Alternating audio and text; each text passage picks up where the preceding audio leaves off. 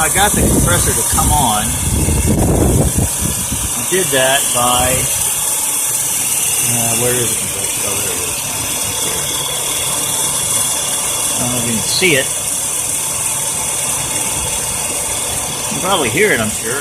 But it is turning clutch plate engaged. The way I did that was by jumping the low pressure switch right here. See it? That won't let the compressor come on if the pressure's too low. Here's the pressure with the compressor running. It's a little less than 20, and that's like, I don't know, 10, 20, something like that. Oh, I'm sorry, a little too close to it. There's the pressure gauges.